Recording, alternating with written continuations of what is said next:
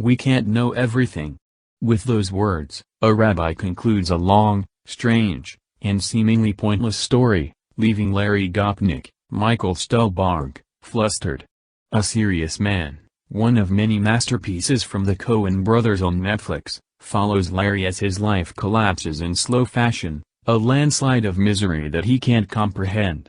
His wife is leaving him for another man, an anonymous critic is putting his academic tenure in jeopardy, a student is trying to bribe him for better grades, and perhaps worst of all, nobody can explain to him why any of this is happening. The comedy drama may sound depressing, and it is, but it's also a shockingly funny, tragicomic exploration of human suffering in a small corner of the uncaring universe. Working odd jobs while struggling to come up with an idea for a novel, jaded writing major Lee Jong-soo, UAN, runs into a woman he grew up with, Shinhee Jeon Jong-seo.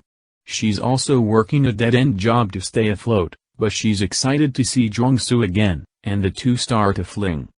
When Hee-mi returns from a trip to Africa, however, she has a friend in tow, a wealthy businessman named Ben, Stephen Yun. Jong-soo feels an immediate resentment toward Ben, who has charmed Hee-mi. As the three spend time together, Ben reveals himself, little by little, to Jong-soo, who begins to understand that behind Ben's affable veil lurks something dangerous. Burning is an intense psychological thriller, one that touches on issues of masculinity, economic decline, and even international politics. It's a Netflix film that leaves viewers thinking long after it ends. After a lengthy hiatus from the silver screen, Eddie Murphy returned in unusual but triumphant fashion. In Dolemite Is My Name, Murphy plays Rudy Ray Moore, a washed-up musician who completely transformed himself into the 70s blaxploitation character Dolemite, becoming a cult star in the process. One of a string of movies Netflix made in 2019 in an attempt to break into the Oscars, successfully, though not with Dolemite. This is more provocative than your average Eddie Murphy comedy and sees one of the world's most beloved comics capably take on one of his most nuanced, dramatic, although still hilarious roles ever. Breaking Bad might not have needed a sequel. The finale provided excellent closure, but it got a great one anyway. El Camino follows Jesse Pinkman, Aaron Paul, former disciple of meth kingpin Walter White, Bryan Cranston, picking up where the show left him, speeding away from the compound where he'd been held prisoner, toward what then seemed an uncertain future. Now, Jesse is on the run from the law, trying to stay one step ahead with nothing but his wits and a gun. El Camino has the frantic pace that Breaking Bad was so good at, as Jesse stumbles from one setback to the next. It also maintains the crisp cinematography that made the show look so good.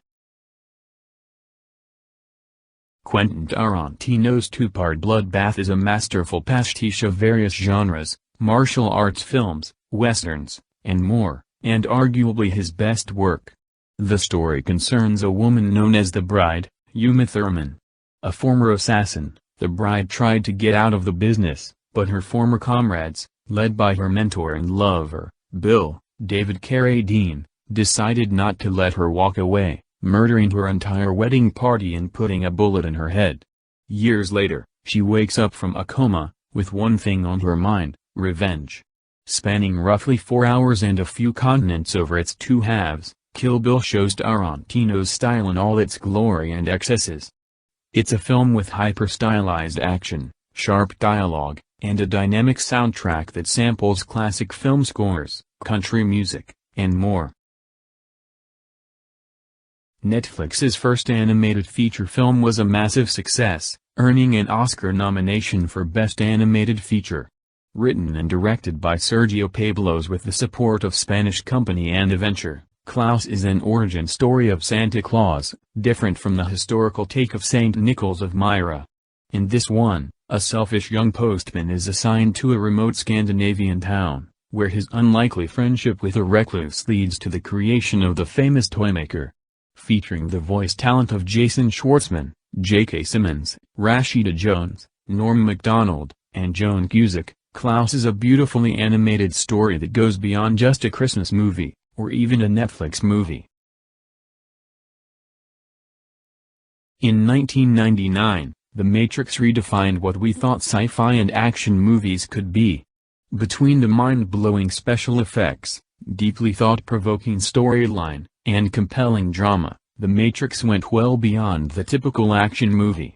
It won 4 Oscars and became one of the most meme-worthy, quotable, influential films for an entire generation. When a computer hacker learns that he's living a simulated reality called The Matrix, he discovers he has a greater role to play in a war between humanity and those perpetuating the Matrix. He goes down the rabbit hole. Way down. Got a little more time on your hands? Both sequels, Reloaded and Revolutions, are on Netflix, too. Netflix doesn't just make original TV shows, the company is also producing original films, and some, like Mudbound, are quite good. True to its name, Mudbound wades through the muck of racism and poverty, examining 2 families, one white, one black, living on a farm in 1940s Mississippi. The farm's owners are the McCallans, who move there after Henry, Jason Clarke, buys the land. Along with his wife, Laura, Carey Mulligan, and viciously racist father, Pappy, Jonathan Banks, the McCallans work the land with the help of black sharecroppers, Hap, Rob Morgan, and Florence Jackson, Mary J. Blige. The film explores the ways in which these 2 families navigate the social hierarchies of the time and the chaos that ensues when 2 sons, Jamie McCallan, Garrett Hedlund, and Ronsel Jackson, Jason Mitchell, return from World War II. The thick mud of the McCallan farm is both the setting and central metaphor for the film, and the camera captures it beautifully. Alfonso Cuarón's Roma opens quietly, the camera staring, motionless, at a tile floor as the credits play. Eventually, water pours over the floor, as the sound of a mop spills in from just off-screen. It's a boldly mundane opening, fitting for a film about an ordinary woman. Roma follows Cleo, Yalitza Aparicio, a maid working in the household of a wealthy doctor, Antonio, Fernando Grediago, and his wife, Sofia, Marina de Tavera. Cleo cleans the house, tends to the children, and keeps the household running as Antonio and Sofia's marriage strains. Cleo is the type of character typically relegated to the background of stories like this, but Cuarón makes her the focus, depicting her daily labor and struggles with a surprise pregnancy and unreliable lover. It's a beautiful film, delicately composed and shot in stark black and white. Legendary Chinese director Zhang Yimou followed up his misbegotten The Great Wall with 2018's Shadow, a beautiful return to form. The film begins when Commander Zhu Dengzhao is defeated in a duel with enemy commander Yang Kang, Hu Jun, losing an important city in the process. This infuriates Zhu's king, who demotes Zhu to commoner status and tries desperately to reclaim the city. Unbeknownst to the king, the actual Zhu is on the verge of death after the duel, replaced by a body double who must now train to beat Yang Kang. Shadow is a historical epic of grand scope, heavy on intrigue and stylish combat sequences accented by a stark color palette.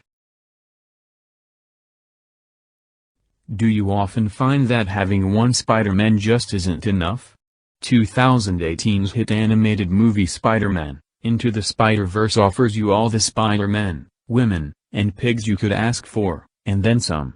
The film follows Miles Morales, Shameik Moore, who fans of the Ultimate Marvel Universe will recognize, a teen who gets a bite from a radioactive spider and develops spider-esque superpowers.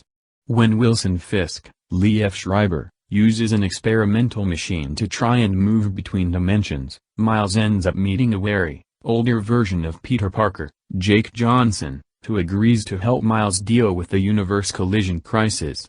They also get some help from an assortment of alternate universe Spider-Folks, including Gwen Stacy, Haley Steinfeld, anime-inspired Peony Parker, Kimiko Glenn, and hard-boiled gumshoe Spider-Man Noir, Nicolas Cage. Into the Spider-Verse is an adventurous, funny superhero movie, one that has no qualms about throwing weird stuff at the audience. Martin Scorsese helped codify the gangster genre with films like Goodfellas and Casino, And now he's returning to the genre with The Irishman, a film that plays many of the same notes as earlier gangster stories, but in a minor key. Based on historical events, the film follows Frank eventually doing jobs for crime boss Russell Bruflino, Joe Pesci. Over the years, Sheeran grows closer to Union leader Jimmy Hoffa, Al Pacino, becoming his bodyguard and confidant, which leaves him in an awkward position when the mafia decides Hoffa is more trouble than he's worth. The Irishman is a meditative crime drama, exploring the lives of its outlaw characters over decades of their lives. Stripped of the usual glamour, it emphasizes the slow, routine corruption that drags Sheeran down. Noah Baumbach delivers yet another witty, intimate drama with The Meyerowitz Stories, which follows a dysfunctional family who, when reunited for the first time in a while, try to hash out their differences. The head of the family tree is Harold Meyerowitz, Dustin Hoffman, a once great sculptor now spending old age growling about everything.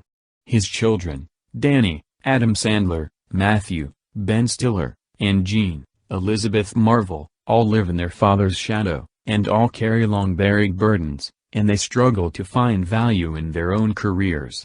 The Meyerowitz family is a web of tensions, the strings slowly stretched to their breaking points, and the cast delivers performances worthy of the material.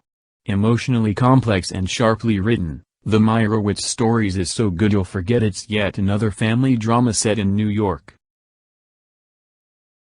The Witch is a singular star-making achievement that captured the attitudes and spiritual paranoia of Puritan New England to create a remarkably old-fashioned vision of horror.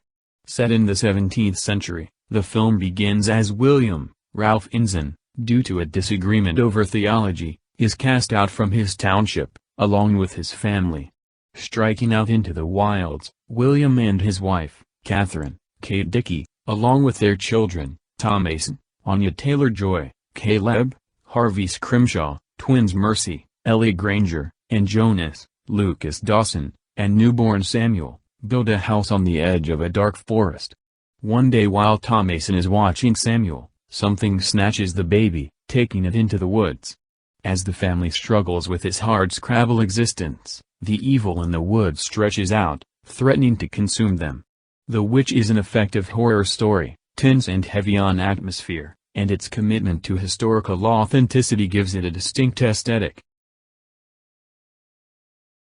The Zodiac Killer, who terrorized San Francisco in the 60s and 70s, remains one of the most notorious uncaught criminals in history. David Fincher's 2007 film Zodiac doesn't attempt to solve the crime, instead, it uses the case as the impetus for a character study, focusing on the obsessions of three men trying to catch the killer. The protagonist is Robert Graysmith, Jake Gyllenhaal, a puzzle-obsessed cartoonist for the San Francisco Chronicle, who jumps at the chance to decode a message the killer sent to the paper's editors. Together with crime reporter Paul Avery, Robert Downey Jr., and homicide detective David Toschi, Mark Ruffalo, Graysmith tries to piece together the clues the killer leaves behind. Despite its length, Zodiac is a tense, gripping thriller, with superb direction from Fincher.